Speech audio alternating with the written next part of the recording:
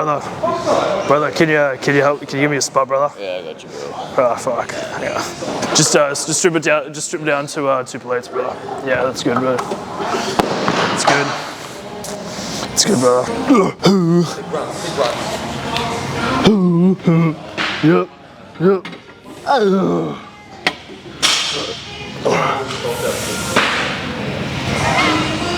Come on, up. Get it up. Fuck, my shoulder, brother. Oh yeah. I'm just, my lats, yeah. I just a bit of a plateau, man. I just appreciate it. Hello, returning subscribers, my friends, and my potential enemies. This video is for those that are sick of having a small bench and have tried everything in their power to have a good bench. I know I've been there, especially if you're a deadlift specialist. It's not very fun having long arms. You've seemingly done it all despite trend, which you should not do. But as a coach, I've experimented around with several different approaches for training the bench press, and I've come up with a formula which has been very effective for those that don't respond to traditional bench training. This video has 3 steps. We are going to fix your form, we're going to fix your brain, not actually, by that give you some refreshing information on the bench press, and 3, we're going to fix your program. And stay to the very end because I have a piece of information that is going to streamline this entire process for you. So Ashton, how do I go about fixing my form? The first stage in fixing your form is actually to widen your grip. The chest is the most powerful muscle in the bench press. That is why a lot of large bench presses also have very large chesticles. Widening your grip uses more of the chest during your lift. If you feel slightly weaker in the short term, that is okay. Take the L and try it out for at least 4 to 6 weeks. Worst case scenario is you just train a variation. Best case scenario, which is more likely, you will be stronger. I bench max width in competition for this exact same reason.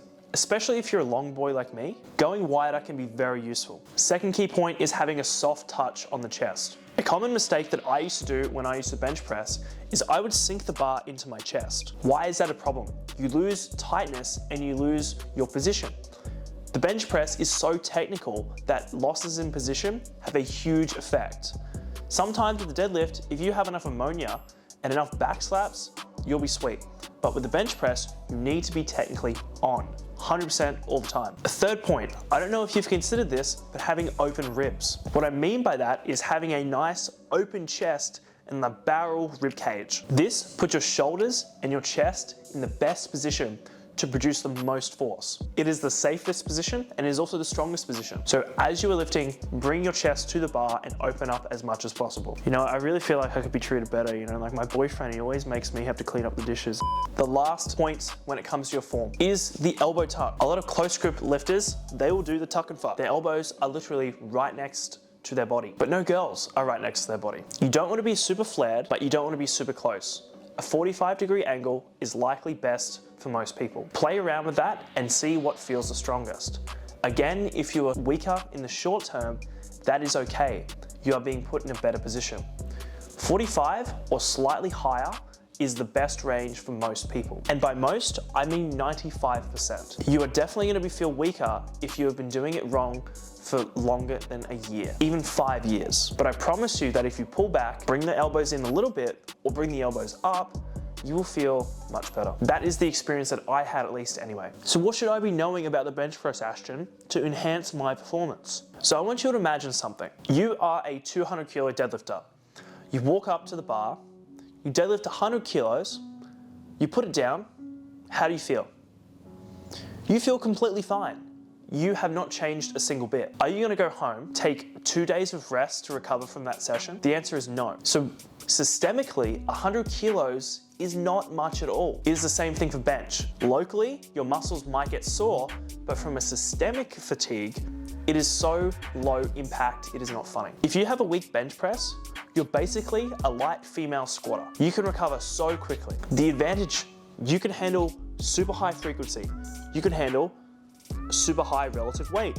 You can handle super high volume. And for that reason, you should be doing that.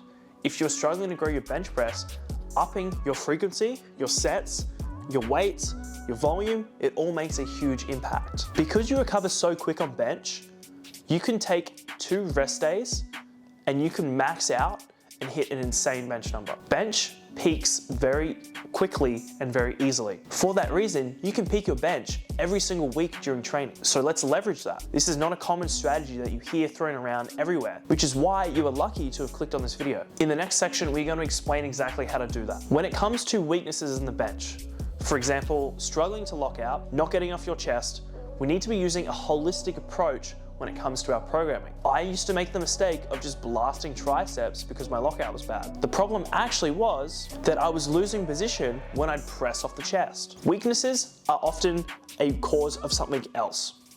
And for that reason, you should have a holistic approach when it comes to training weaknesses. And we're gonna get into that right now. All right, I'm ready to fix my program. What do I need to do? Okay, so we are trying to design a program for you hard gainers on the bench. This is how I would program. I would be benching 3 to 4 times a week, 3 as the minimum. I would have a high intensity day. This is a day where we lift the heaviest and we lift the hardest. This is the day that we do after 1 to 2 rest days to ensure we're the freshest and the most ready. This is also an indicator of your bench performance. If every week your intensity day is going up, congratulations, you are getting stronger. Intensity days are sets of 1 to 3. It is specific, it is hard, and it's heavy. I would have a variation day. A variation day, so pick a weakness that you have.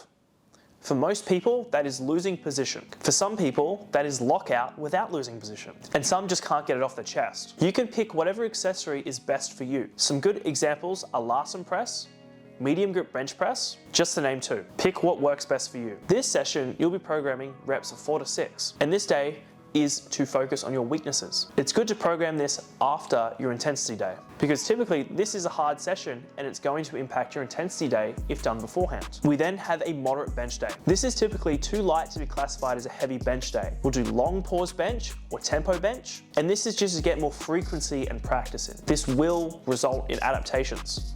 You do not need to go 100% heavy because we've already planned that day. That is how I would structure a 3-day split.